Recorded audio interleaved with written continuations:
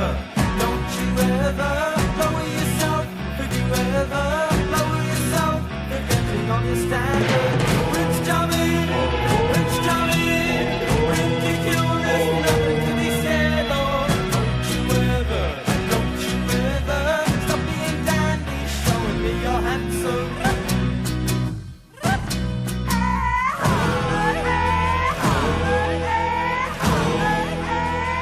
Hi, I'm Adam Ant, and this is 1981.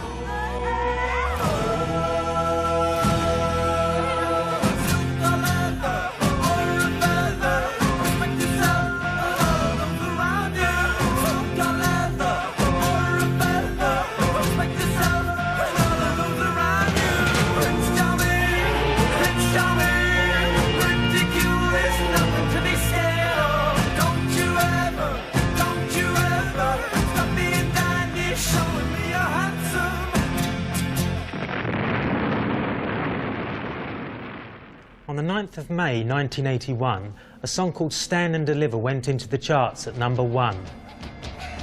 12 months earlier, Adam and the Ants were an underground punk band with a cult following. Now we were the most popular band in Britain. Everything felt right, everything felt fresh. The image, the videos, the sound. Nobody had ever seen anything quite like us before. Adam Ant, oh my God. What a beautiful, beautiful man he was. Absolutely gorgeous. And the fact that he was in a band and he was interested in me was fantastic. Kings of the Wild Frontier is a great, great album. They made some fantastic songs. This is the first time we've done this in nearly 20 years. 1, 2, 1, 2, 3, 4.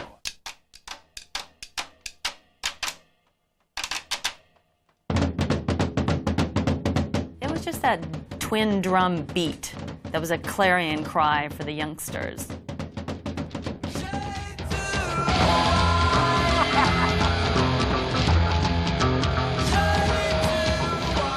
To hear two drummers on stage and that Burundi beat, it really did take your breath away.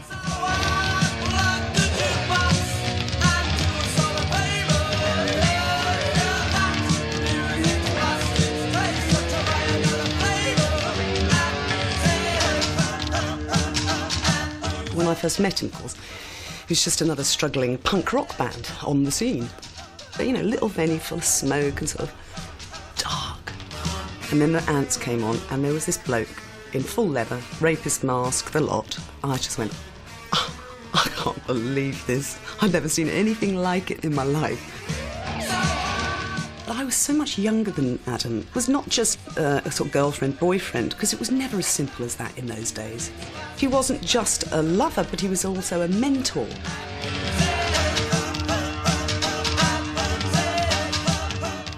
Well, I'd always consider myself to be in a punk band and sort of a punk artist. I guess for anybody who really loved the idea of punk but didn't want to get into the spitting or the heroin or the snot, you know, Adam Ant was kind of a nice, pleasant alternative. I suppose he was a bit of a transition sort of period between punk and new romantic. Right now, no show seems to be complete without a band called Adam and the Ants. The reason is because they're going on tour currently, and you'll see for yourself. Live on the show tonight, let's welcome hit 13, Dog Eat Dog.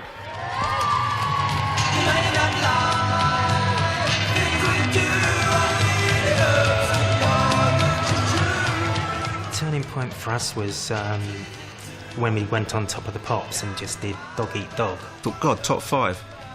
I've never had a record anywhere near the top 50. I thought, right, we've got a foot in the door, and let's not take our foot out, for God's sake.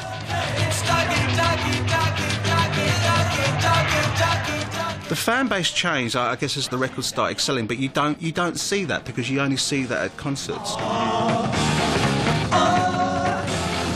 We stopped a tour and it was kind of a pretty heavy punk audience, and 3 months later we'd do another tour and it wasn't a punk audience, it was all little girls. What's happened to the punks? Oh, thank God they've gone, you know. It became evident that his audience was getting considerably younger. Good morning. Oh, good morning. You sent the place into total turmoil. We've got hundreds and hundreds of young ladies all ringing up and melting our phones. Oh dear. I want to speak to him. Stand and Deliver is about daylight robbery, you know, robbing people's attention as opposed to robbing their stuff. I'm the dandy highwayman who you're too scared to mention. I spend my cash on looking flash and grabbing your attention. I remember the dress I got from Berman and Nathan's belonged to Glenda Jackson. I think it was the first time I'd ever been on camera. Stand and deliver the money or your life. He was one of the first to use the then quite new medium of the promotional video to project himself. Even though you fool your soul, your conscience will be mine. Hardly anyone had videos, and it's very hard to convince record companies that videos were worth making because, well, they're very expensive. But somehow, Adam convinced them. Stand and Deliver, where it all went really pantomime and theatrical. We're the dandy highwaymen, so tired of excuses, of digging in philosophies where only showbiz loses. A lot of people said it was very carry-on. Englishness was a big part of his aesthetic, I think. And quite camp. He opened doors for a lot of people like Boy George and people like that. I have to say, Adam had fantastic vision. He had a great sense of what he thought was the next move. Everything he seemed to do was so breathtakingly fresh.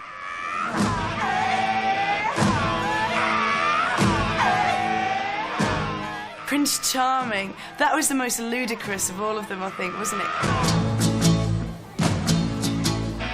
Don't you ever stop being dandy, showing me you're handsome. In one of his sort of sitting on the sofa, intensely writing sessions, he suddenly said, I've invented a dance. Prince Charming, Prince Charming. I could do you the dance, which went like that, you know. Is it? What? Everyone watching? Marcel.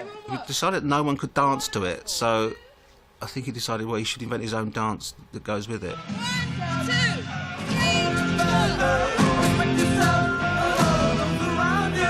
It was part of our identity. We used to jump off the desks in special adamant mode. He mixed up Louis XIV and Geronimo, and it was as if an alien came down and took the history of the world and went and then that was Adam Ant. Their design and their style wasn't coming from the streets. It was something that was really contrived and made up. How long did it take to get this new look together? Well, thinking about it, I started thinking about it about 6 months ago. Everything I'm wearing is made by craftsmen, like the shoes are made by people that spent 30 years making shoes. It basically came from Adam. He'd come in and we'd be rattling around rehearsing and getting some song going, and he'd say, right, perhaps we should look like this. And we went, yeah, OK, that sounds good. Prince Charming, ridiculous, nothing to be scared of. Prince Charming. We liked the glam rock side of things with Rock's music, David Bowie, you know. I mean, it was totally normal to sort of, you know, put loads of makeup. You didn't even think about it. We all knew how to do our own makeup, and we were very good at doing our own makeup. You can see on the side we have the kiss curl, which you could draw with, you know, black eyebrow pencil. Every time, you know, I dated somebody, or I'd sort of say, oh, would you slow down, let me watch that bit. We have the beauty spots and the little red heart up here. I feel absolutely certain that every single girl felt that love heart was drawn especially for them. And then we've also done a gold line above his lips and right on the inside of the lips. His lips were a bit glistening, weren't they? I've never liked that really, no man. Prince Charming, ridiculous, nothing to be scared of. It caricatured very quickly. As a pop phenomenon, you know, we're not supposed to go on for 10 years. We just had one of the best followings, you know, that any band's ever had, anytime, anywhere. I think he did ask me out for a date once as well, a couple of times. And he bought me chocolate mousse.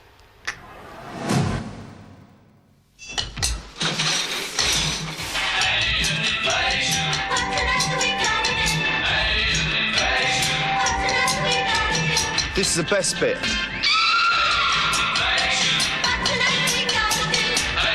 I think we'll take a break. Have a break. Have a Kit Kat. What do you think? You can't sing, you can't play, you look awful. you'll go a long way. If you thought guys with medallions, Hawaiian shirts and dodgy black moustaches were a thing of the 70s, then think again. Magnum was great. Magnum was the thing I used to absolutely love as a kid. I mean, he was the colour of mahogany, and he looked like a block of flats in a posing pouch. Magnum P.I. was a fellow who sported quite an impressive tash.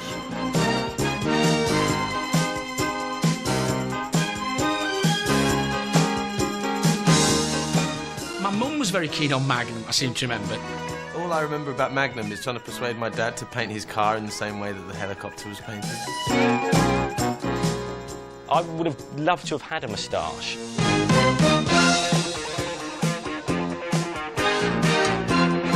Hawaii Five-0 had just ended, and CBS wanted another detective show on. Ski, Lieutenant Magnum. Tom Selleck as a private eye in Hawaii. That was what they wanted. I heard you're playing like a detective. Investigator, Ski. Private investigator. This was Tom's last shot, so to speak. He had done 6 or 7 pilots, and none of them had gone forward, were successful. I was thinking of myself as the king of the unsold pilot by then. I think Magnum was the 7th pilot where I had a lead in a television series, if it sold, and it kept me I was a pretty well-kept secret. Take me to 265 Kahului Drive. I ain't running no taxi service. He wasn't a good private investigator. He was about the most stumbling, bumbling guy. And then he got these other 2 stumbling, bumbling guys, and only through their sincerity and belief in doing the right thing did they stumble and bumble on the right thing. A lot of our cases weren't solved. Could you get me a little lower? If I wanted to water ski with this chopper, which I don't. You don't look like a private eye. Private investigator. I want to hire you to help me find my little sister, Carol Ann. Why'd you come to me? Well, you're a private investigator. Yeah, I know. There are 37 private investigators in the Honolulu phone book. Why me? It was a bit like Bergerac, wasn't it? It was island-related detective hijinks. Don't know what to say. So you owe me one. All that running around solving crimes, God, it'd be exhausting going with someone like that. Were they all Hawaiian-related crimes? Like someone's stolen my grass skirt, Magnum. And at 2:30, you received a call from an hysterical woman who said the rabbit died.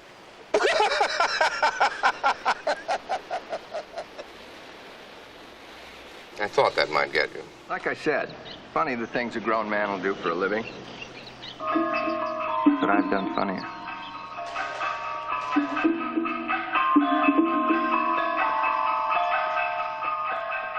When we got the pickup for the series, CBS and I had a lot of difficulties over elements of the series. Vietnam was one of them. Magnum was an emotional show because you had a lot of Nam flashbacks. I think it was the first action show to have someone have a Nam flashback. They recognized this as really the first show in American television that recognized Vietnam veterans in a positive light.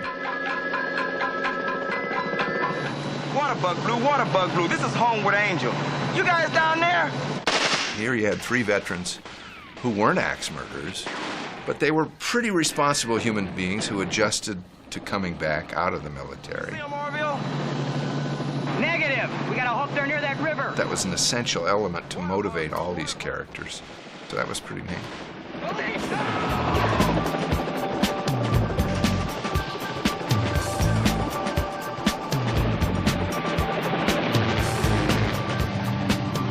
They remember that helicopter. They remember the helicopter and the dogs. Hi, guys. And I know they remember the Ferrari, the red Ferrari. And I know that they remember the dogs. And then they remember the cast. Thank goodness. Ugh, I'm not conning you, Rick. If I was conning you, why would I ask TC along for lunch, too, huh? Here. I don't know why we keep falling for this. This ain't no lunch. This is a junk food break. And the answer is still N-O. Rick and TC and Magnum were Vietnam vets, and Higgins was a warrior, too, of another war. But they had this common bond, and they then just argued all the time, which is a sign that they were friends. I've taken dozens of calls from virtually every scoundrel on this island, including tasteless, provocative messages from your floozy girlfriend. Higgy baby. He treated Magnum like a schoolboy, and he was the headmaster. But Higgins, I don't know the first thing about gardening. I assure you, the kind of work I have in mind requires no intelligence whatsoever. Like what? Like distributing 1,500 pounds of recycled vegetation that was delivered yesterday. Recycled vegetation? What do you mean recycled vegetation? Recycled how? Through a cow.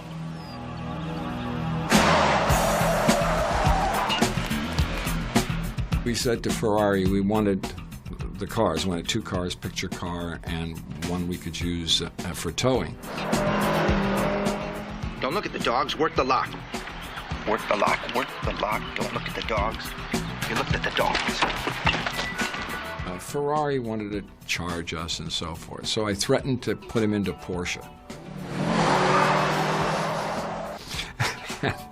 We got our Ferraris. Sometimes everything goes exactly as planned. Sometimes it doesn't. I hated that car. Yeah, I guess he did hate the car. How can you be an undercover cop with the brightest car?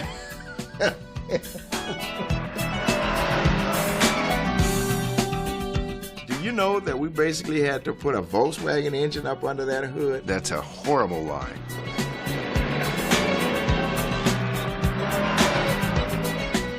Do you know there's a rubber band in this helicopter? That's typical when Roger would say it was a Volkswagen engine. I'm not surprised. He never had no girls. He never hardly had any girls driving around in that red Ferrari, did he? Come on, one beer! As you watch Magnum in later life, you suddenly realise maybe the moustache was a sign. Maybe it was a gay hotbed. Higgins, you're a romantic. Yes, I suppose I am. And it was always very ambiguous, the relationship between Magnum and Higgins. And then these 2 big dogs.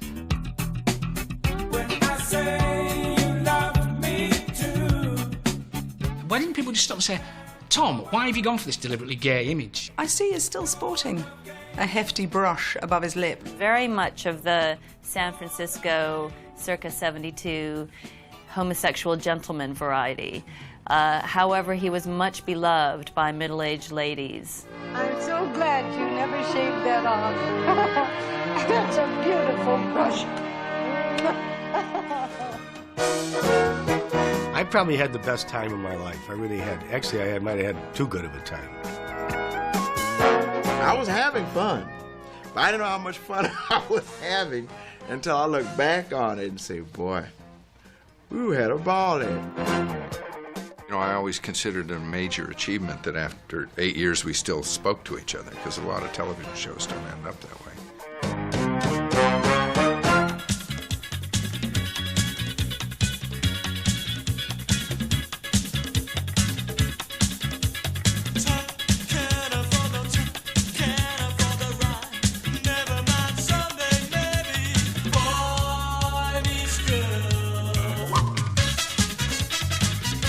The event of 1981 was the royal wedding of Charles and Diana.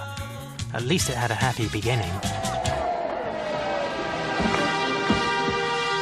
The Princess of Wales' beautiful dress, designed by David and Elizabeth Emanuel, was copied and on sale in the shops only hours after she stood here on the steps of St. Paul's. And in Highfield, near Southampton, this is what 15-year-old Debbie Francis came up with. A fully disposable version made out of 10 plastic bags. Well, it costs 19p for 4 plastic bags. That means that a bride could be walking down the aisle in a dress that just cost her 19 pence. That's extraordinary. Romance was in the air, but when it came to love in the 80s, size really did matter. The size of your Valentine's card, that is.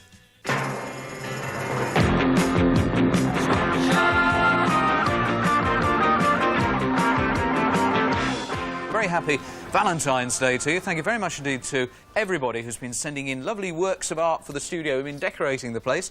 And we have our special Valentine's board here. There's a pretty one at the top. Isn't that nice? Happy Valentine's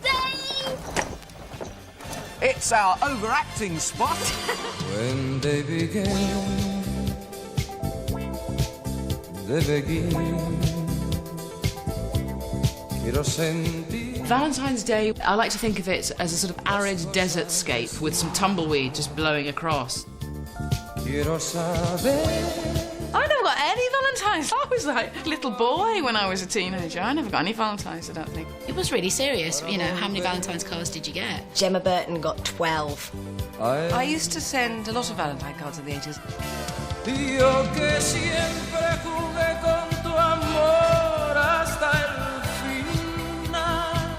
I remember sending some Valentine's cards. I made one and it had loads of sweets in the shape of a heart.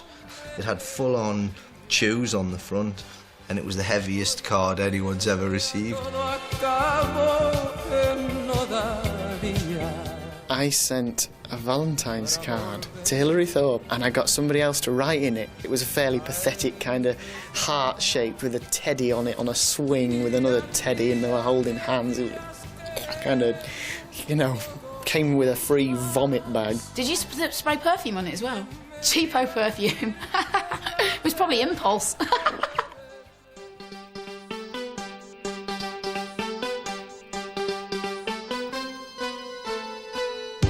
I just remember the oversized Valentine's cards.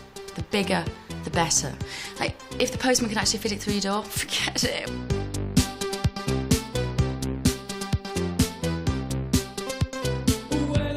It had to be the kind of thing that had to be brought up the path in a wheelbarrow and left on the step.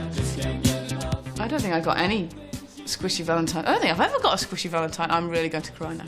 This is really sad.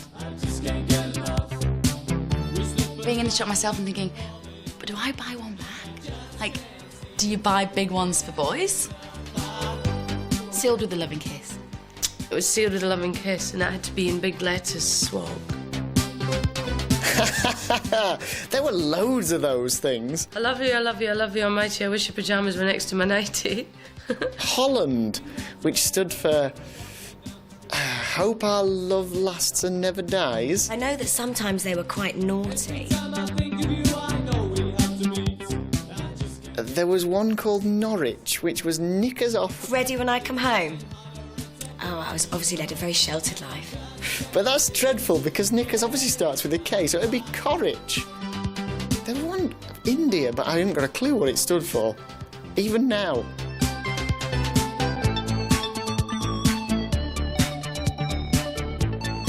I used to get one from my dad as well that was really annoying. It's like, Dad, I don't want one from you, leave me alone.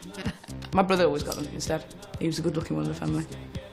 Isn't that sad? Should I go home? I'm sure there were kids who sent them to themselves. I wasn't one of them. Thank God. I once wrote myself a Valentine's card. I didn't bother disguising the writing, and I got bullied for about a week because everyone knew it was just me. Did you post it to yourself? Yes, I took great pride in it. And I just can't get enough. And I just can't get enough. Losing your virginity is a major priority for all teenage boys. In 1981, they got some help. A film that showed you just how it shouldn't be done, Porky's.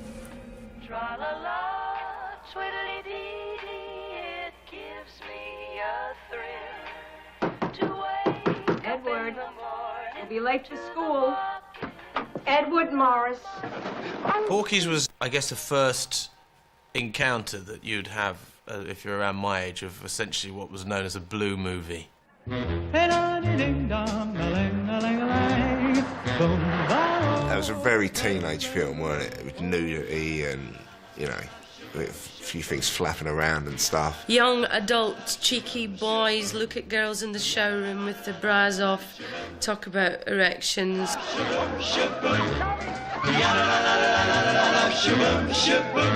I remember the thought process of sex. I think that time you was very happy that you got a little glimpse of something, you know? Wasn't it about humorous goings-on at a school, like American Pie? Oh, boy. The boy in the locker room. Oh, it turned me on. Your parents parents didn't talk to you about sex, but the films used to discuss it, how we spoke about it at school. And I don't think it influenced you to go out and have sex, but I think it definitely made you feel a lot easier about yourself, that, wow, okay, these other kids are feeling the same way. They want to do the same things. It was cool. You guys wait up! The character I played, Pee-wee, you know, just basically what all 16-year-olds are doing at that age, and that's, you know, checking it out, checking the scene. And so that's what it's about. Hey, what are you looking so glum about, Pee-wee? Look, man, this is getting serious. I gotta get laid. The first movie, Porky's One, basically was about a group of guys trying to get my character... Can you say laid on English, Davey? What's so funny about that character? He was just shed his clothes. He was there. Okay, I'm ready.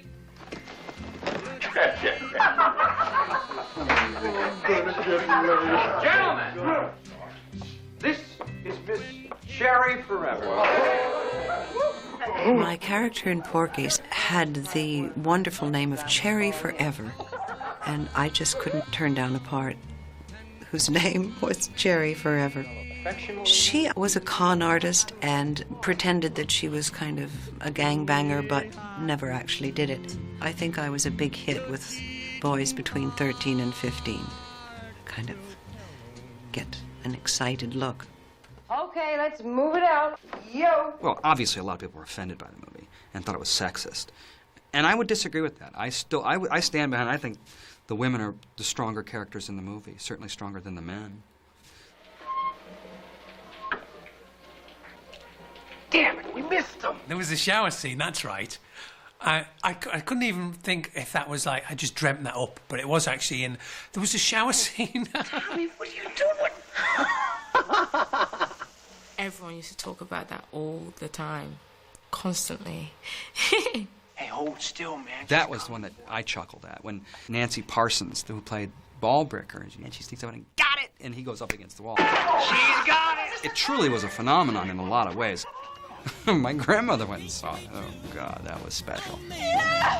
It touched a nerve.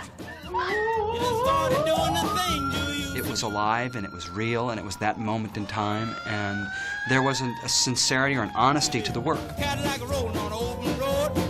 It was extraordinarily popular. The movie, people actually went to see that movie 3 and 4 times.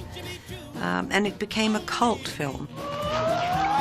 Porky's was an American film which, in my opinion, was just an excuse to show large-breasted women on the cinema screen for adolescent boys like me to sort of remember that and then go home and abuse ourselves over.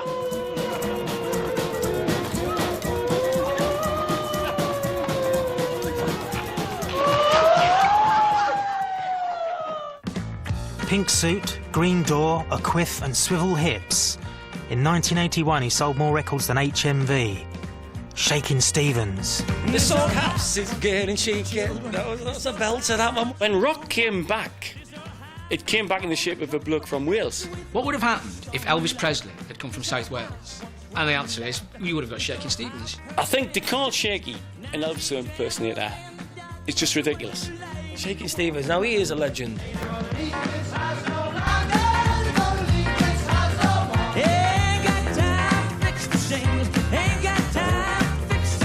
Along comes an artist who's filling a gap. I thought it was rather clever, really. The one word I can use to describe Shakin' Stevens was wholesome. He was what he was. It was just like you saw on the packet. Shaky was good. He wasn't bad.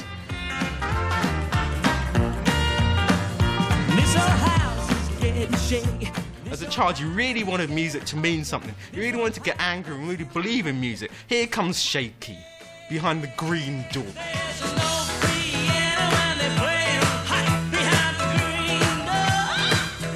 I was writing songs about jungles of Jupiter and thunder in the mountains, and Shaky goes and releases one about a door. Please. I'm sure there was a porn film called The Green Door. Maybe it was dirtier than we all thought. He's from Wales, after all. You know, they make their own entertainment there. Door slam, hospitality's been there. I can't recall if he had a green door, but He definitely had a house on Camden Road. Where is it coming from? Rock and roll 50s.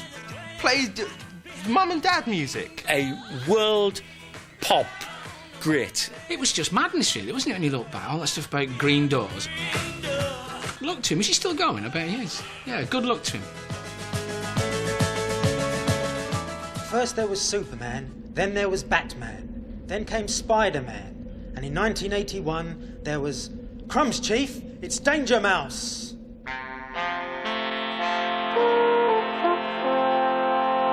Dun dun dun dun dun dun dun dun dun dun dun dun dun.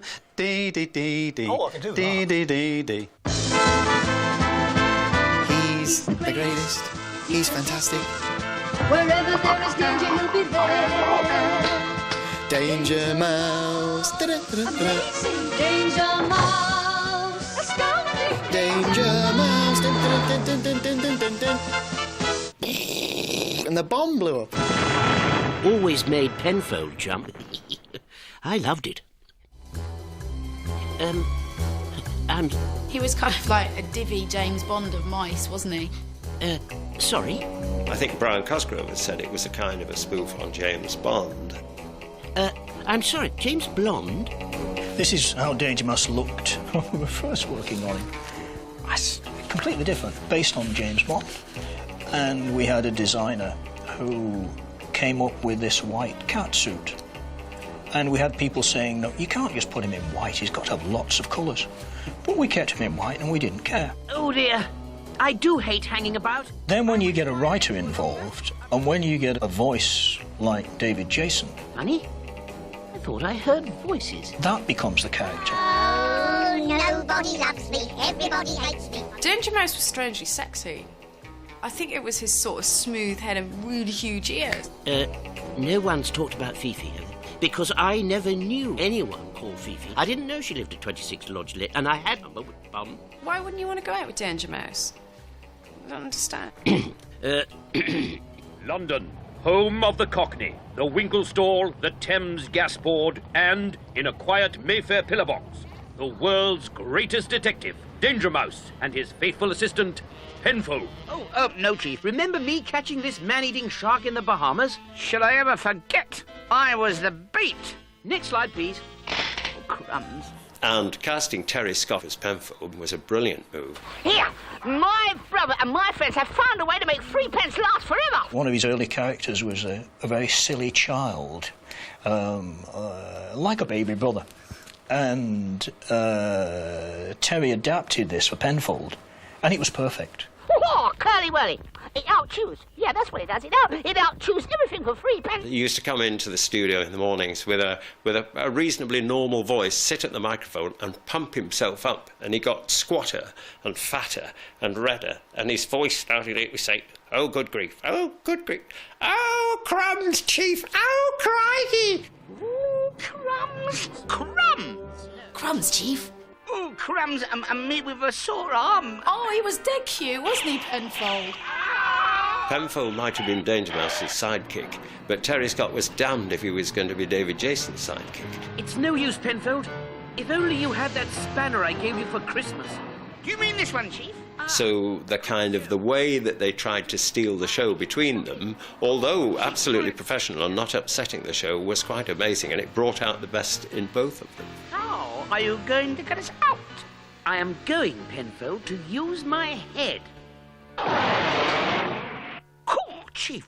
Didn't that hurt? No, didn't feel a thing. So you had kind of these normal animals that made sense in this very normal sort of London setting, and then these just absurd storylines. I think we broke the mould a little. I think the surrealism and the oddity that we put into the shows was a bit of a surprise, I think. Crumbs, Danger Mouse. What's the matter? Someone's broken in and pitched our washing machine. I wouldn't be too sure.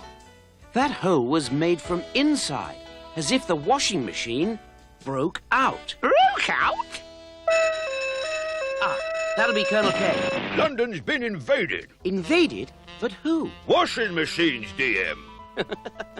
Do you know, sir? For a minute, I thought you said washing machines. I did.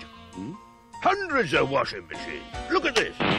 Reports are coming in of the blessed things breaking out of hundreds of kitchens and ganging up in central London.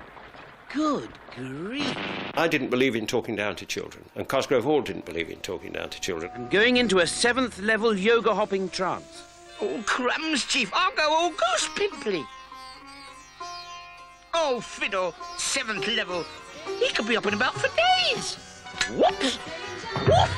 They were little animals, and they used to come out of their underground den, like driving that little car by the telephone box, the post box. Come on, Penfold.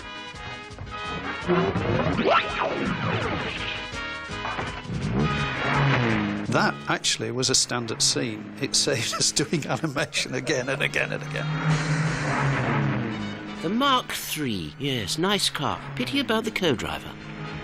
Oh, crumbs, couldn't you go a bit slower, could you, please? Sorry, Penfold. Got to get to the North Pole. The other way to cope with a shortage of money was there were lots of adventures in the Arctic because that was all white, so there was hardly any background to paint. And my suits were Savile Row, not thermal underwear, thank you. But ahead of our heroes in the frozen wastes of the Arctic, Greenback is plotting evil. Fire, idiot! Or they were trapped in a cellar or a cave somewhere with no lights on, so all you saw were 3 eyes. Penfold's 2 and Danger Mouse's 1 blinking in the gloom for about 30 seconds, which is astonishingly cheap.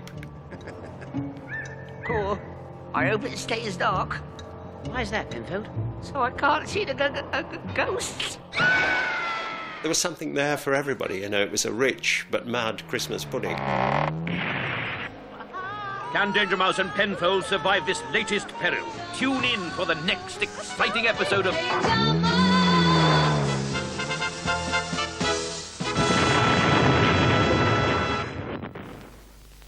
To answer these fundamental questions, we've asked a bicranial philosopher to begin by comparing the solar system's leading chewing gum with New Omega. Omega is softer than ordinary gum, but most importantly, the flavour lasts for eons. Which gum has the longer lasting flavour? Well, Professor? The taste of the ordinary gum has totally ceased to exist. But the delicious flavour of New Omega is going on and on. Splendid. But what is the meaning of life? That one I am still in 2 minds about. New Omega chewing gum, the longest lasting flavour in the known universe.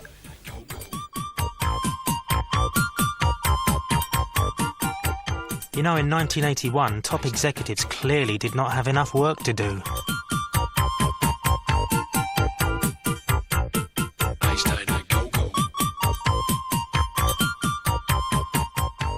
Those dreadful balls. Balls always stick out of my mind somehow. Executive toys. What, those sort of chrome-plated things with little balls? What? And why? Well, I suppose it's fair to say that I guess I started the madness in this monstrous thing here that everyone loves to hate, which is Newton's cradle. We call it ball race. It was originally developed by an American in wood, and we decided that it was something that would work in chrome and steel. It performs absolutely no function whatsoever. It is fascinating. It demonstrates Newton's first law of motion, which is every action has an equal opposite reaction. It's about the only bit of science I know. So that when you pull one ball back, there's only enough energy to push one out the other end. If you pull 2 back, it has the energy for 2. Yeah, Dad had one of those. I used to love it. He had them probably because he had an office in the house, because he's a surgeon, so he used to have a consulting room at home. He probably got them so that his patients would walk in and go, oh, he's obviously kosher. He's got exec toys on his desk, you know. Designing toys for executives is a bit of a hit-and-miss business. You can't be sure what will appeal to their fertile minds. But one thing is certain, they love to play games. You'd start to wonder, I wonder who bought this? I wonder if he bought it? Or did his secretary buy it? Desperate to think of what to give him for Christmas. Well, there's a growing industry which believes that the way to the heart of a businessman like Lord Curtin is through his executive toy. Everything from electronic gadgets and executive red tape to board games called Ulcer and Rat Race. We used to play with them, though. I wasn't allowed to. I used to sneak in there and have a play. They were only interesting for 2 minutes, though, weren't they? If that, really. Kids would realise immediately that they were crap and sort of not steal them. Today we're selling things like this, which is a giant match lighter. It's a very surreal piece of humour. You took the end off and there was a cigarette lighter. We couldn't sell this 10 years ago. There was no market for something as strange and bizarre as that. Completely ridiculous, totally absurd, absolutely no need for it. What else was there? Was there the thing where you pushed your face into it, or was that later? Dynamite lighter we have in this pocket. So, hold on. What, you did that?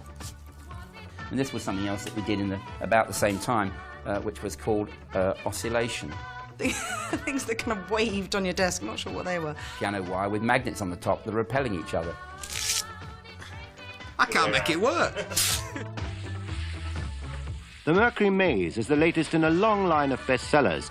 This firm has already sold 40,000 at £4 a time. Mercury Maze, you can see that one, which was couldn't make this anymore, it would be completely illegal. You've got the piece of mercury floating about, and if you're not careful, it kind of splits and breaks up into all different sections. I can't imagine spending much time sitting with this without trying to take it apart. Oh, yeah. That's great, isn't it? The thing is, truthfully, that really, in the 80s, bad stuff sold as well. They're like a joke that someone keeps telling you again and again and again until you want to kill them. We like to think we were ahead of our time. I suspect in some ways we were. And this is about as silly as we get, which is a nail through the head. It's a very old joke, but we eventually became behind our time and gave up.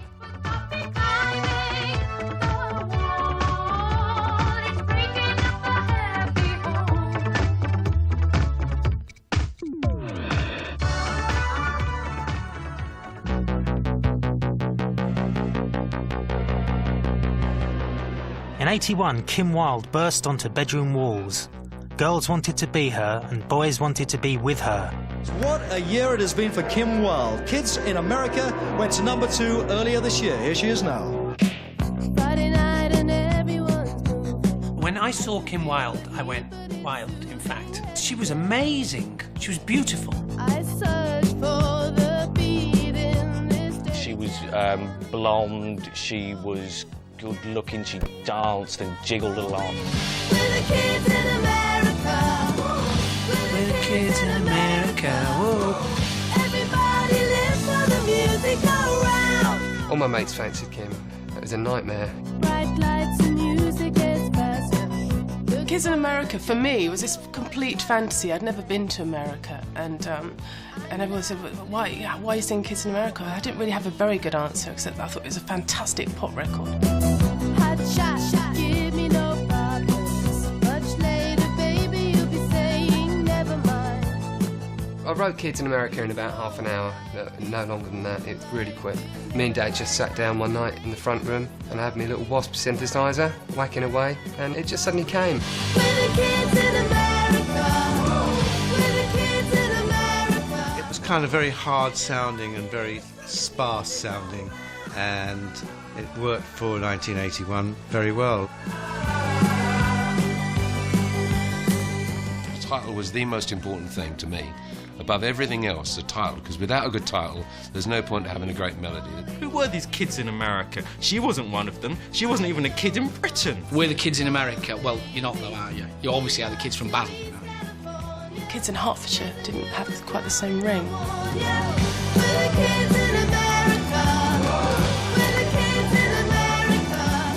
We got a call from Mickey Most, who was producer, saying, I've got this record leaping up the charts and I need a video for it, and I need it day after tomorrow.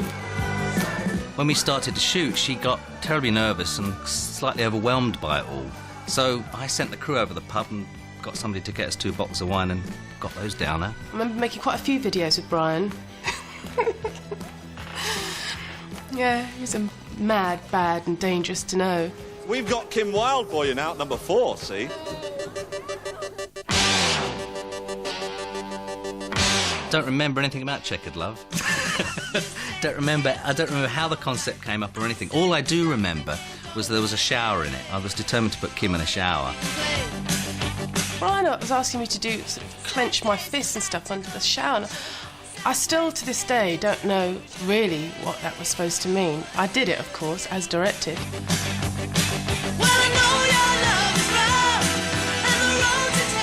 Eyes and lips, yes. Fantastic mouth to look at. No, absolutely. She's a very, very sexy girl. But I mean, she knew how to make love with the camera.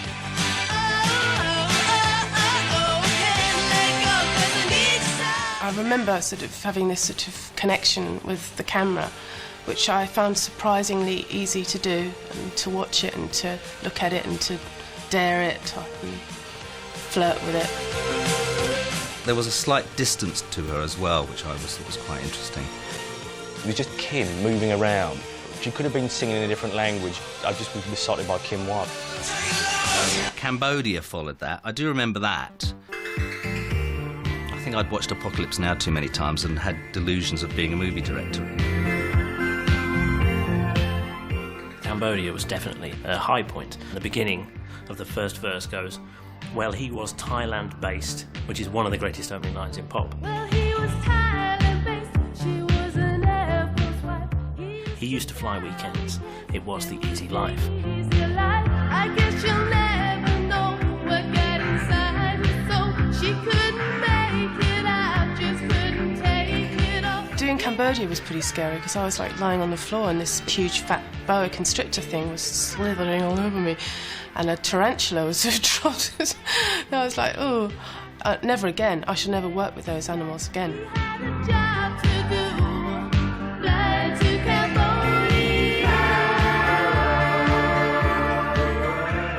I was so petrified about being a one-hit wonder. I just made sure that I kept writing and coming up with ideas, and thankfully it worked okay.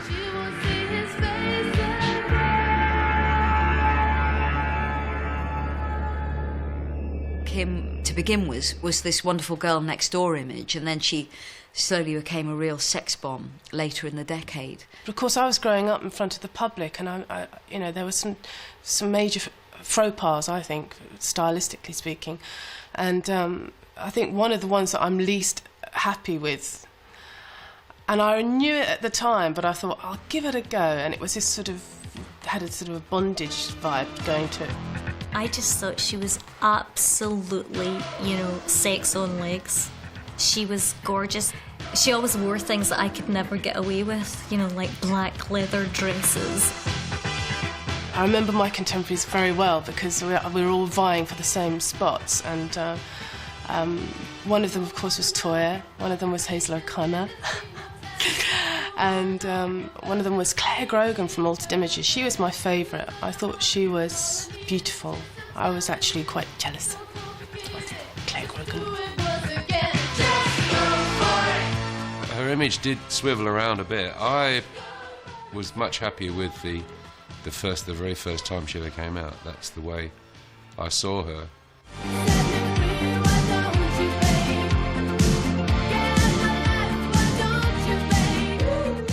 When she was hot, and nobody knows how long that's going to last. I had the career I wanted, and I never felt that I was cut short just because it wasn't more, it wasn't like someone else's, or it wasn't as big as so-and-so's. It was just what I wanted.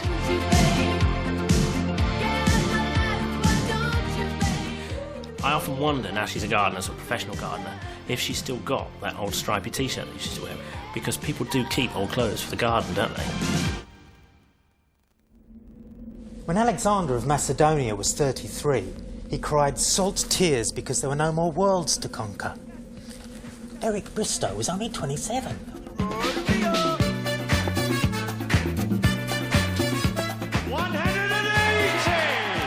In 1981, I won everything. I mean, I was the only player to ever do it. I won the World Cup singles, I won the News of the World, I won every world title there was. Up he goes like a rocket. There's the winner, Eric Bristow. Eric played the bad guy. Well, he's mouthy, rude, but most of it was all show. Yeah, they either loved me or they hated me. There was no in between about it. We found darts players then who were just outrageous characters. To win 57 double 11. They drank a bit. They were larger than life. Chunky, in fact, apart from being a crowd favourite, I've seen women down in a couple of lagers or a couple of snowballs quick to get to the front seats because they had them, not in the hots, but the worms from Chunky. I don't know what makes women turn on, but cuddly, vulnerable, but Jockey used to turn them on. Does it? I get all the old ladies That's my luck.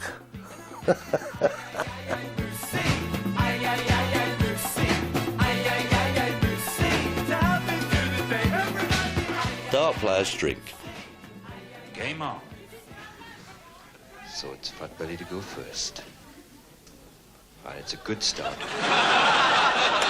Double vodka.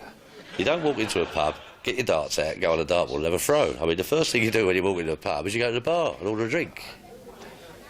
It's a double brandy. And another double brandy. Can he make it 3 doubles on his very first go? He's done it. That's 140 milligrams. 140 milligrams. It's like cigarettes and matches, I suppose, or fire and water. They go together. After a couple of beers, you tend to relax and you can play a bit of darts. He's going for a triple scotch. That'll help. That'll keep him in the game. So I can play darts without a beer, but I wouldn't feel as good. Oh, would you believe it? It went in, but it's come out again. It was great to switch on at night. We had kebab and watch the drinking. It was the first time a working class subculture had really exploded on the box.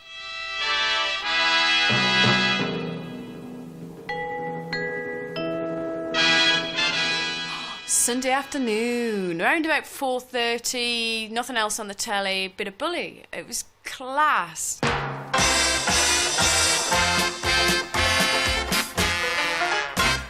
It was like Waiting for Godot with clarinets. It was so bleak. It was a show for sadists.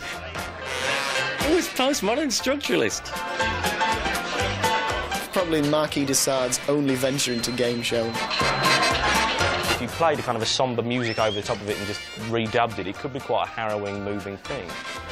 If Samuel Beckett had done a game show, it would have been like Bullseye. Ladies and gentlemen, will you welcome your host for the evening, Jim Bowen?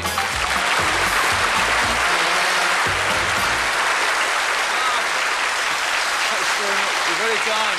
Lovely. Thank you. Welcome to Bullseye. It's a game about the nation's most popular indoor sport. You knew his career was over, in the nicest way, and he'd managed to kind of get onto this weird darts-based game show. It's a game about general knowledge and about the skill of dart playing. And it's a game which involves the winning of cash and some super prizes. I watched it, I thought, this is awful. And the game was excellent. It was just me, I was just horrendous. Let's get on with it and let's introduce the first couple tonight who want to play with us in Bullseye. From Port Talbot in South Wales, Alan Lation and Di Davis. The first show that went out set the television industry back 20 years. Come on, young sir, all the way from Barnsley. See what Yorkshire here at stake, the whole of Yorkshire watching you. That's great. Yes, sit down. It was a silly game, Bullseye, and Jim Bowen was nervous as hell, always was. Lovely to see you with us. Yeah, are you a bit nervous? Just a little bit. Oh, you mustn't be nervous. Don't worry about it. We can always do it again if it goes wrong. Don't worry about it. I was looking for my lights on the camera, you know.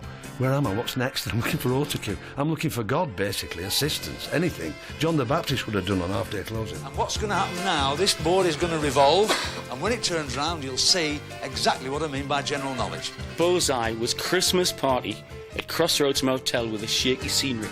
And you see, when you see this super board, that it's not a normal dartboard. No frills, no sophistication at all. Very hard to watch as a consequence, but just incredible as a piece of theatre in its own right. Diane. I'd like to try a £30 question on books, please. £30 question on books. And he's still done very well for you there. He's got your £10 question on myths. That's very good, that. It was always questions at the top. Right, £10. What did Medusa have in place of hair? Wriggling snakes. Exactly right for £10, so you say. And it would whittle it down till there was one couple left. Well, wasn't that a Titanic struggle? It really was, but you did superbly. You really did very well. Nothing to be ashamed of there. Jim Bowen hands out a bunch of used tenors. Well, you've done all right, really. You haven't done too badly. You've got £30 there. 10, 20, 30. This is better than the YTS, isn't it? Yeah. Eh? This is a brass chalk holder. And a souvenir chalk holder, which you can put your chalk into, do your adding up.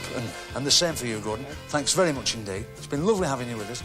And we used to give them these unashamedly. We weren't embarrassed about it. We said, and there's your brass chalk holder. They say, Oh, thank you, really, very good. So, ladies and gentlemen, real encouragement for Ike Bristol here as he throws for charity. Got this big wooden surround with this dartboard in the middle, and the dartboard was like 8 inches too high. It's amazing. It's doing all our dart players all over England the world of good, this, Eric. It really is.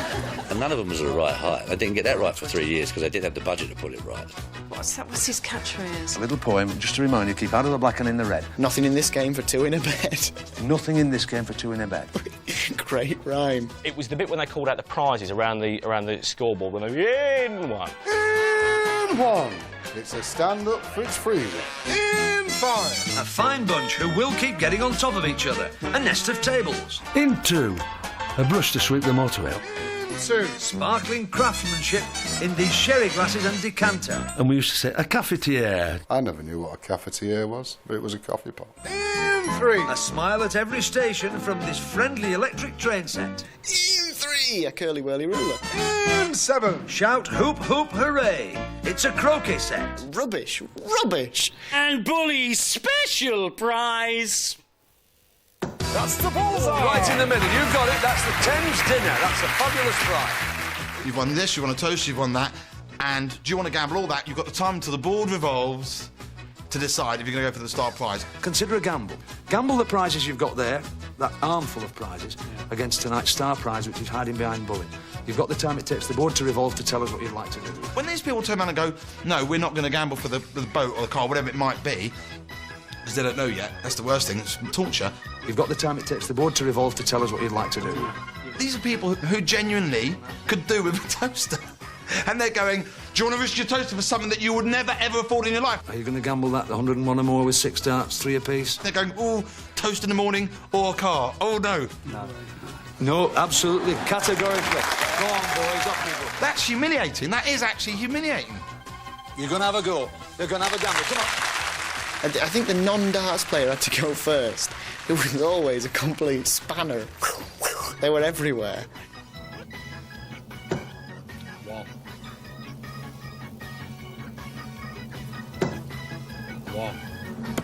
Oh, that's the one, but that's the gamble. I'll show you what you would have won. I've got to say, look at what you could have won. Oh, what? Don't show me what I would have won. Take it away. I didn't win it. And they always won speedboats and water skis. Oh, there it is. It's a superb speedboat. What use is a speedboat and a water ski to most people, to anyone, really? What you want in a game show is loads of money coming out the ceiling. You're off to Barbados with Dale Winton.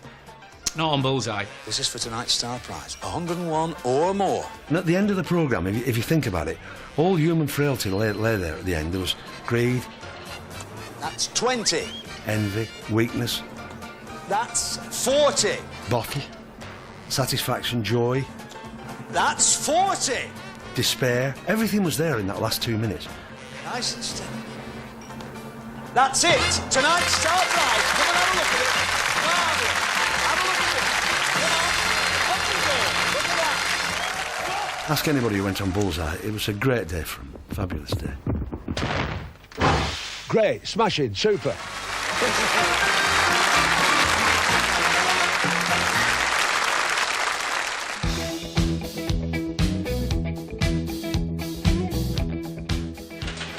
The British eat more biscuits per head than any other people in the world.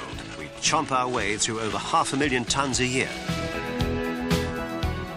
The early 80s, it was the age of the chocolate biscuit, wasn't it? Biscuits were cool. Biscuits in? No.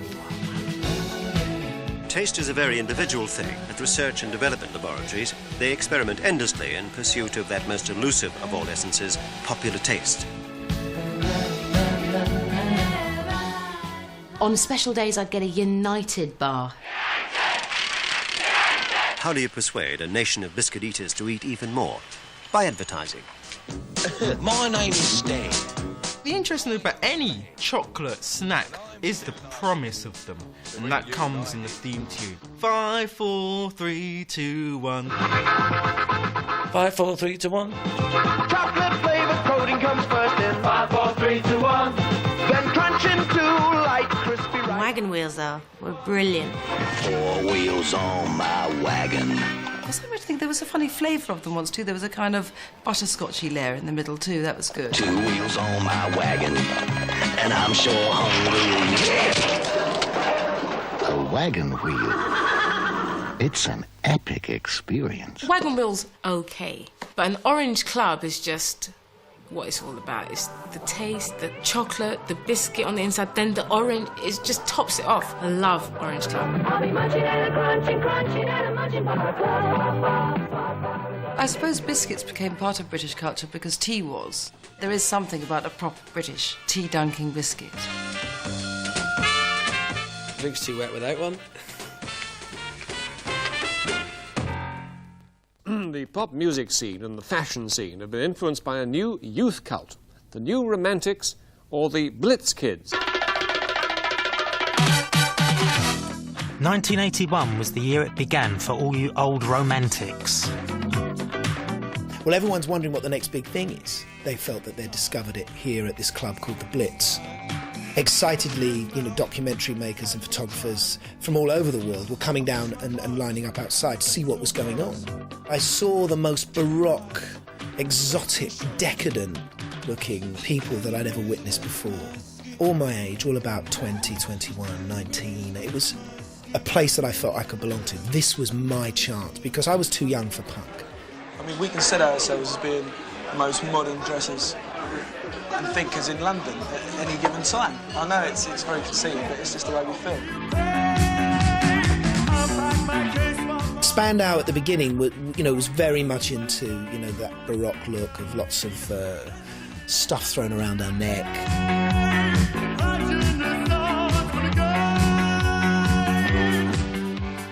The new romantic look was all about looking as theatrical as you possibly could. It was very much an art school look, so it was about raiding vintage shops and theatrical outfitters.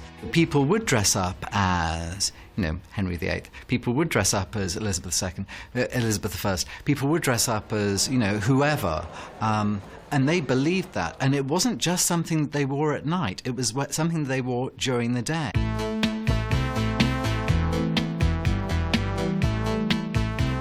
The more black there was, the more lace there was, the more bow lips and gaunt cheekbones, the more I thought I looked absolutely stunning, like you do. She's a model and she's looking good.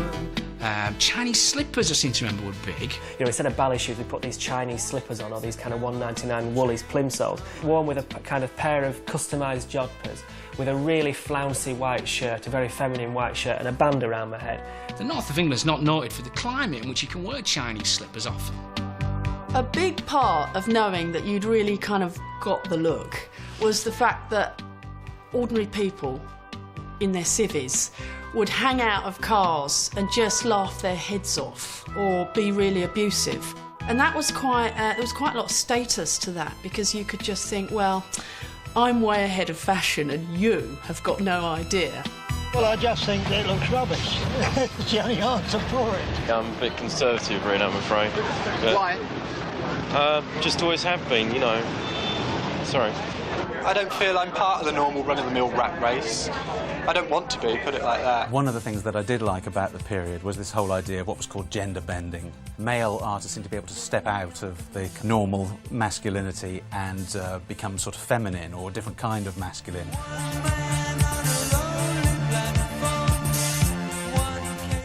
The makeup was very theatrical. The first thing that it was about was putting a very white base on, and there would be a canvas to do anything in. Zigzags and this kind of very geometric early 80s art of bright coloured zigzags, putting them everywhere, highlighting the eyes with zigzags going up to the hair, joining the hair to the eyes. The women's toilets were packed with men. You could not make your way to the cubicles, and if you did, you had to fight through these kind of enormous sort of hairstyles and the stench of hairspray. Hairspray gave us an option on the quiff that we'd never had before. Boys with nice big hair and their eyeliner on. I think the term was pretty boy at the time. These were guys who were totally straight but dressed like a girl to pull girls. It was as simple as that. I think that's lovely. We never wore makeup. We'd wear a little bit of makeup doing TV, as everyone did, but we weren't really a makeup band. Certainly Duran wore makeup.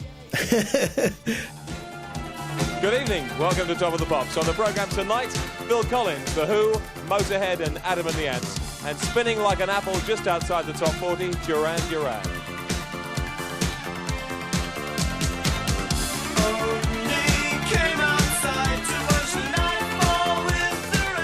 We were interested in wearing makeup and dyeing our hair because we were Bowie fans, you know. And when the rest of the guys came on board, they were like, that looks like fun. You know, Andy in particular, I mean, he was a real, you know, Denim Herbert, you know, like Thin Lizzy. And he looked at us and thought, oh, yeah, I'll dye my hair. Nick's probably the exception. Once the coherent look was established, Nick would sort of rebel against it and, you know, stand out. There was a whole variety of new romantic dances that I used to enjoy. Usually we had such enormous headgear or such major hairdos that too much movement and it would all fall off. Wearing lots of bangles right up to your elbows and doing this, like looking very earnest with it. And then perhaps a mime-like whip-cracking gesture while you pranced in a stately fashion.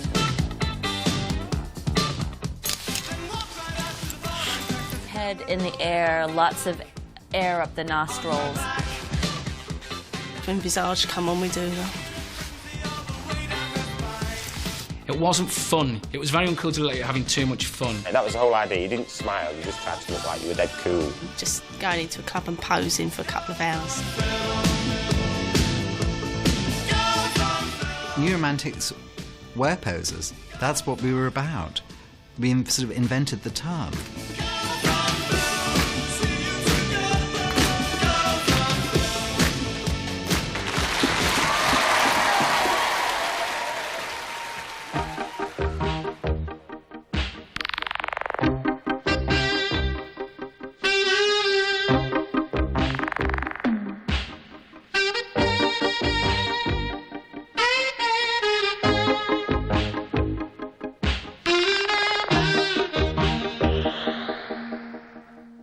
Before the 80s, pencil cases were just for pencils. In 1981, opening your pencil case was like opening Pandora's box.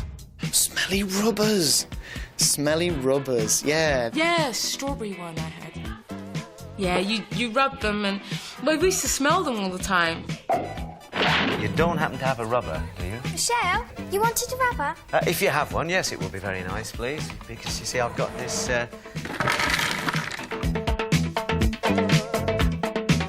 Status symbol, how many smelly stickers and rubbers and nice pencils you had. But I never had them. These girls used to sit behind me and all that, and they had a banana one, and they used to smell great, and they used to go, just let me have a sniff of your rubber for a bit. You know what I mean? And I just sit there at the hand while I'm writing. There's a set of teeth. Have you got any of those smelly ones? Yeah, I've got a little cologne one there. And that smells of cologne, does it? Let's have a smell. Oh, yes, lovely. Oh, yeah, I'll put some of that behind. My mum used to hate the smelly rubbers because people were eating them. Let's encourage children to put things in their mouths they're not supposed to. It was like a strawberry one, and it was only a little block left because I've been using it like mad. And I stuck it up my nose, but just to stick there in the rim of my nose so I could sniff it and everything. And he went, I got stuck there, and I couldn't get it out, and I was trying to blow it out in the end. All the class was gathered around my table trying to get this rubber out my nose. That's no one to do a band in the end. There's just one thing. You haven't seen a pencil anywhere, have you? Food imitation was quite a vogue in the early 80s, 81. Totally kitsch, unbelievably kitsch, but usually had a kind of theme of combining a rubber or a pencil or a piece of notepaper with a food stuff. We created little chip sharpeners, hamburger magnets, which children swapped around, little French fry pens, and of course the idea of fast food was catching on in a big way. When you're in love, you know you're in love. A lot of people had that matching a crunchy pencil case and a crunchy ruler and all that. You might as well resign yourself. But it was a really big thing, wasn't it? And it was always like the rich kids at school had the nicest stuff. If you're a hard man. The big thing that I remember though was the enormous set of felt tip pens. And actually arrange them in the correct order, which is like a faded rainbowy colour. Like that, really? You spend hours putting them in the right order. And if someone would borrow your green, or any other colour, and they pressed too hard on it, the nib would go in. So rather than being like that, it was like that.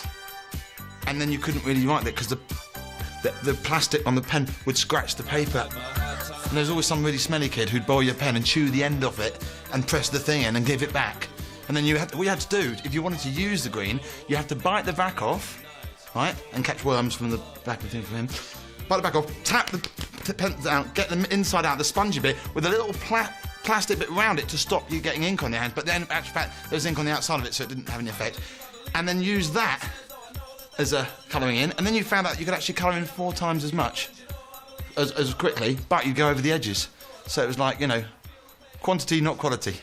And you weren't allowed to use them at school anyway. They always used to make you use crayons. It's ridiculous.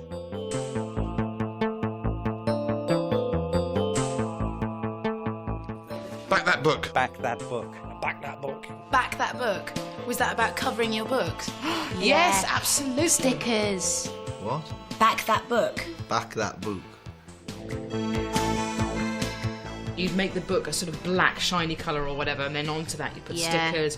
You'd cut out things. My bedroom was done out with brick wall wallpaper, so that's the offcuts that I had on my book, so it looked like I was carrying bricks to school. Yeah. If you came in and your exercise book was back with flowery wallpaper, you've had it for the rest of the year. That's it. I didn't have any wallpaper, so I just used a magazine. I had a meat advert from Sainsbury's, so I just had a big leg of lamb on my physics book.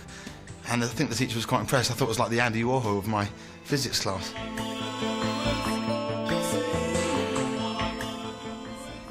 So what would you do if you heard the 4-minute warning? It was the most asked question of the early 1980s.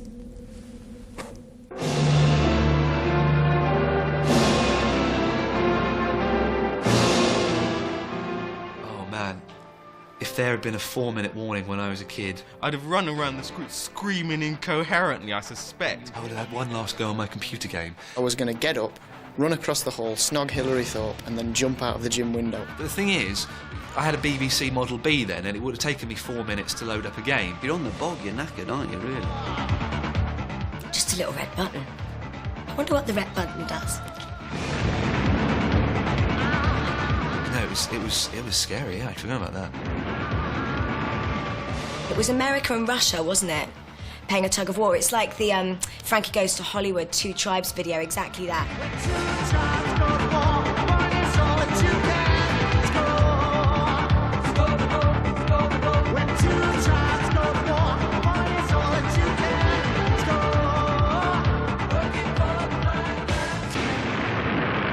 After a nuclear war, the whole of Europe could become a vast uninhabitable desert. At the time when I was 12, I was just really, really scared. The day has been marked by a number of demonstrations up and down the country. All I did in the early 80s was anti-nuclear demonstrations. Wandering about with Stop Nuclear Madness Now t-shirts on, and I should have been playing conkers and, you know, spitting and things. 3 days before the feared attack, the government will order the broadcasting authorities to transmit a series of official films telling people what to do. You had protect and survive, you had this kind of leaflet, you had this whole duck and cover mentality where any moment you were ready to sort of leap underneath your school desk and, you know, wait for 3 minutes for it to all be over. And it's that siren, the siren wailing. Ugh, really horrible. That puts chills down my spine, that sound, the sirens. And knowing that you've got to get down into the cellar with your tins of food and stuff. This dog is coming like a ghost dog. We asked a Yorkshire family to build a fallout shelter following the government-recommended design. They did actually explain what it was for, and I just knew that if there was ever this bomb drop, that we would go down there and hopefully it would save us. I remember Cecil coming home and saying it would be a jolly good idea to have this bunker. In my naivety, I thought I could actually save my family. We knew that we weren't really supposed to go down there, but when you're young, you do, don't you? When someone says don't, you do. The temptation's there even more. The main thing was make sure someone stops at the top so the lid doesn't come down and get locked in. Do you really think it's wise to bring the dog in with you? Well, with a 10-year-old daughter who thinks the world of the dog, we've no alternative. The protect and survive thing was so ridiculous, and actually it wouldn't save you from anything, actually. Protect and survive. Neil, could you let me what are you doing? Painting myself white to deflect the blast. Prepare yourself now by storing all the things you need. Oh, no, not on the roof, man. Put it in the food zone. Anyway, it's got to be tinned if it's going to last 10 years of fallout. Since it can be carried for great distances by the winds, no place in the United Kingdom is safer than any other. And it was a very real thing. I mean, now I think there's a whole generation of people now that would never have heard of Protect and Survive or anything to do with, how to survive a nuclear blast.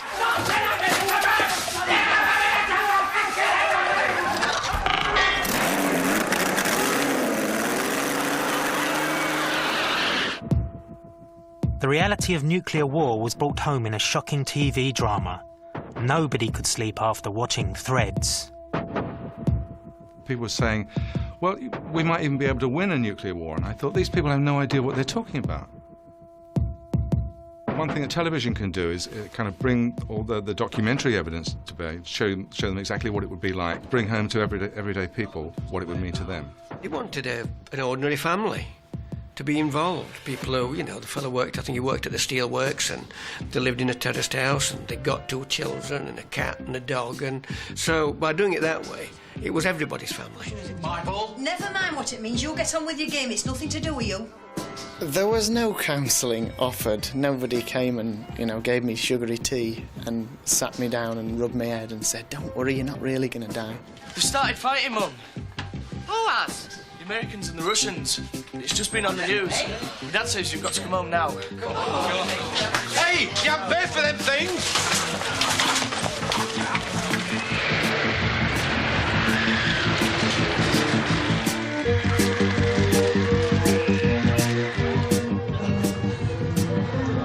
Jesus Christ, they've done it. We were all talking about it at school the next day, and I think that halfway through I'd simply gone, oh, this is too much, I'm turning over. I came to a rather sticky end. I was blown up in an aviary in the back garden. Michael! I think I was probably the only person in my class to actually see to the very end of the film. Most of the people who I went to school with went to bed after I'd died, which was, fair enough. All I remember is these shots of people roaming across the sort of tattered landscape in rags while the nuclear winter began to descend, upon Britain. The fact that it was very bleak, that it was a woman that took you through the chaos, I think made it far more poignant. Is it safe to eat? Well, we've no choice, have we, unless we want to starve to death. It had an incredible impact. I mean, the day after, I can remember it was on the front page of newspapers. Very uncomfortable, but groundbreaking TV. There was a cartoon in the Times a couple of days later, with 2 characters reading a newspaper, and the headline was Reagan's peace speech. One was saying to the other, do you think he saw Threads?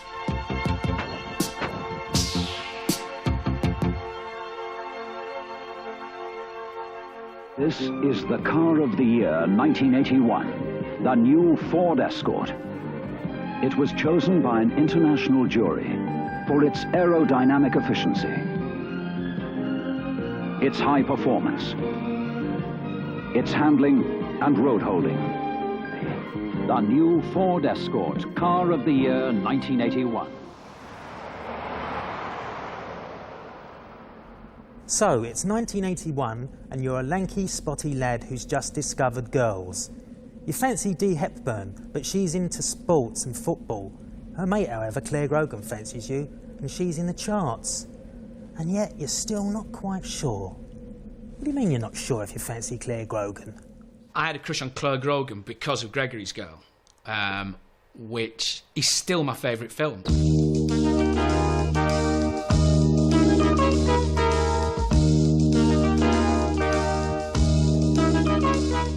People just come up to me and say, are you Gregory's Girl? They never really use my name. want, dear? I'm here for the trial. Look, this is a football trial, dear. Maybe Miss McAlpine's up to something with a hockey team, I don't know. But this here is football. For boys. That's right. Football trial's 11 a.m. I saw the notice. It's the funniest film I've ever seen. It's still the funniest script. There's so many wonderful moments. The penguin that's never explained. It keeps the kid dressed as a penguin. That keeps coming into the rooms and people go, "Hey, room 4." In a way, without being too grand about it, we're all penguins sort of struggling to find our nest and struggling to find our mate. Hello, hello. oh, hello, dero. Chick Murray's fantastic in it. There's a wonderful bit where Chick Murray's playing the piano and stops to go, off you go, you small boys. Off you go, you small boys.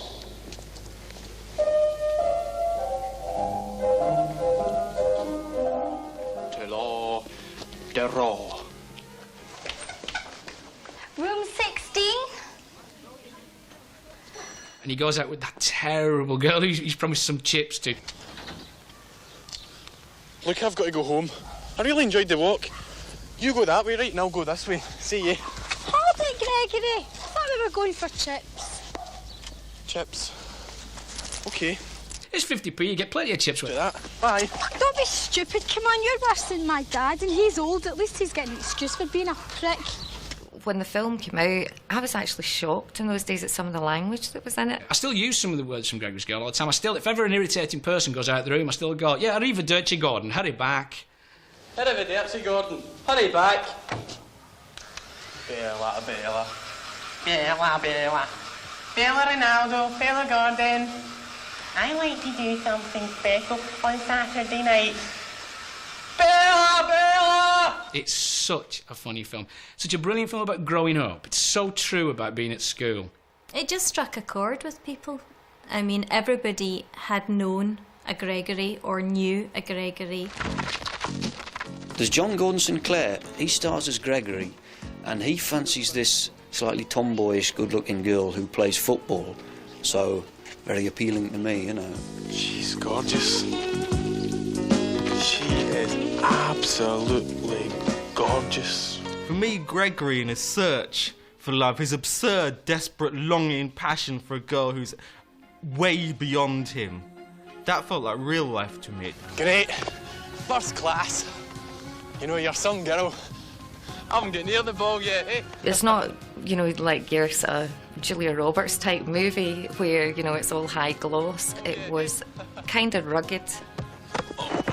You know, Gregory's Girl was very much like one of these Blue Jeans or Oh Boy type love stories. You can imagine, you know, the film cut into stills and put into those black and white sketchy magazines, really. Would you like to come out with me? OK.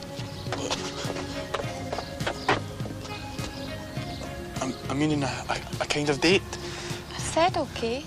He instinctively fancies her because she's good-looking and she can play football, but, you know, she's not actually really right for him. He needs a more eccentric woman, and that's what he ends up with.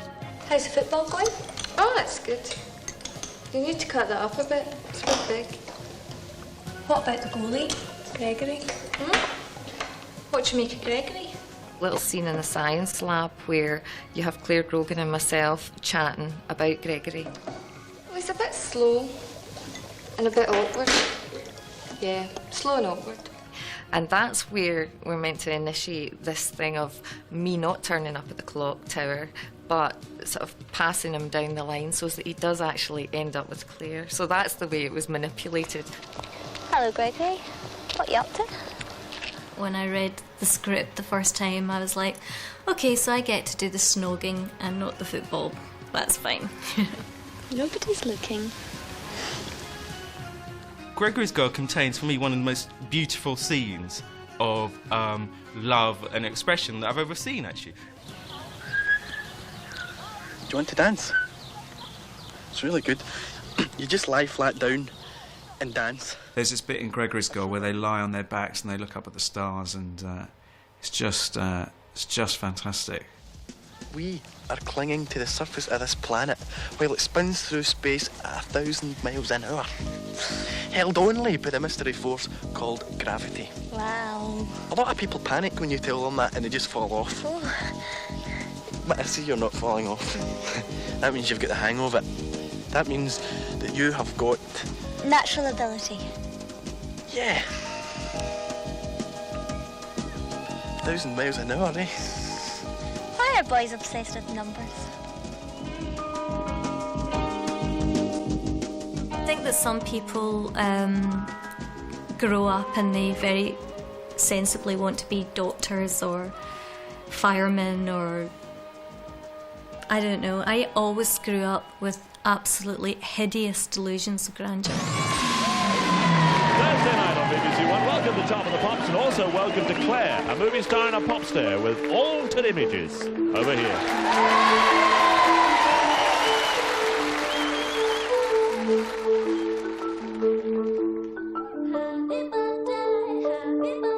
She's really, really sexy, and she had a great song called Happy Birthday that she did with a band of hers. I don't know how you could be a red-blooded male and have followed music and not fancy Clare Grogan. The year I left school, the movie came out and our first album. And I had this record contract and I was making this movie, and then I was going home at night to my mum's to have my tea and do the washing up. The first outfit I ever wore on Top of the Pops, it was my sister's outfit. So her first reaction to her wee sister being on Top of the Pops is, "She's wearing my clothes!" And she didn't ask.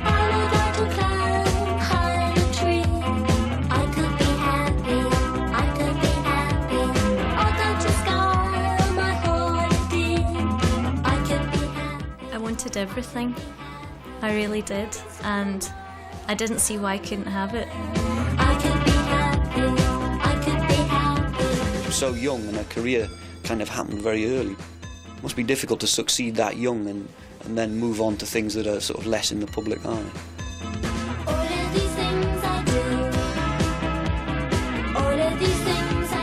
It was so bizarre. It really was extraordinary and very, very exciting. And I just thought my life was going to continue like that.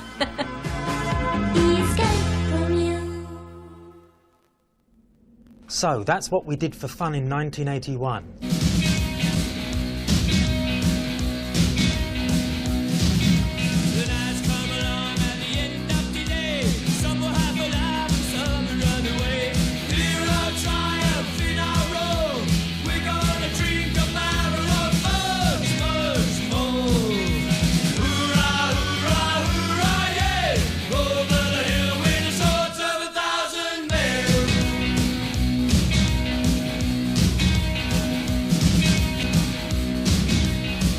And in 2 weeks' time, it's 1982.